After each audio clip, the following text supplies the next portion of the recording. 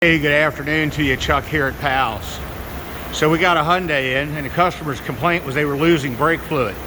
Unfortunately, you couldn't see where it was losing it from because wherever the leak was behind and above the gas tank.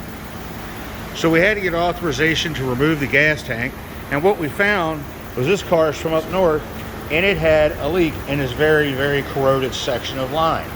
So we cut that piece out, and then what we did is we made a new piece of line and stuck it in there, okay?